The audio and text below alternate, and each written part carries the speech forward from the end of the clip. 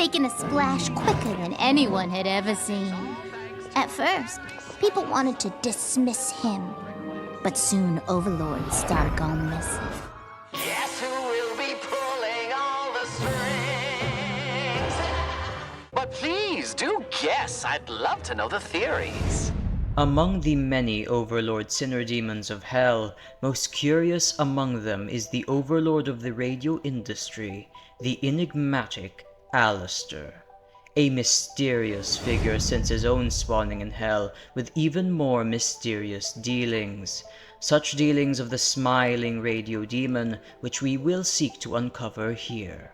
Who is the mastermind of the deal Alastor is currently entangled in, mysteries of his own spawning in hell, his views on his fellow overlord colleagues, and the purpose of the deals and relations he has fostered. So be comfortable in any what way, my fellow mind, even as we plunge into hell, as we take our own hands at unraveling the enigmatic dealings of this hellish grin, here in mine mind. In order to get a good grasp of this peculiar figure, we must first understand, however, his origins. Alastor was a cannibalistic serial killer that thrived as a radio host in a time where radio broadcasts were still a novelty and the dominant form of media. Though his affinity with deer aesthetics would then lead to his own demise, getting him accidentally hunted down. Given what he has done, however, it is no surprise then why he manifested in hell.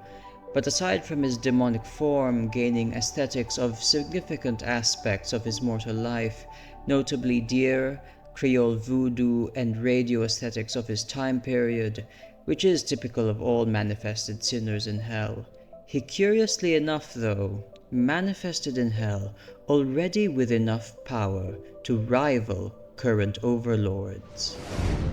A newly manifested soul already having powers as though he himself already draws power from multitudes of owned souls under him is quite the mystery and great surprise to the denizens of hell. And after manifesting, he then made short work of multiple pre-established and long-established overlords, even ancient powers akin to Zestiel, and afterwards even took some souls into contract, such as other overlords and various sinners like Husk and Nifty, and even attempted to ally himself with some of his own overlord colleagues. But the great gap in our knowledge is why. Why did he kill very particular overlords, especially in the beginning of his career? And why did he stop attacking other overlords, even sparing an ancient overlord that was present during the time of his killing spree, such as Zestiel, and even befriending others such as Rosie and even attempted previously Vox? Why did he make a deal with Husk specifically? What are his true motives? I believe all these mysteries can be answered, or at least partially be revealed, by understanding the mysterious source of his power, which was already somewhat answered actually, in that the source of his power, his sudden power as he manifested in hell, was most likely from a deal he made with a yet-to-be-revealed figure.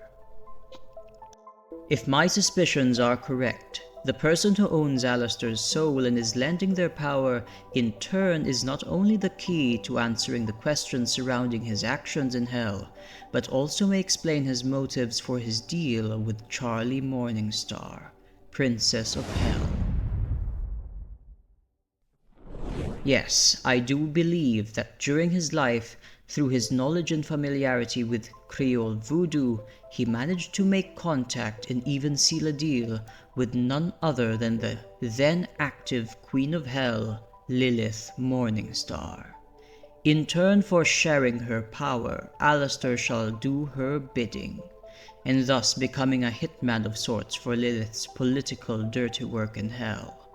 But why exactly she had very particular overlords assassinated is another topic for another video.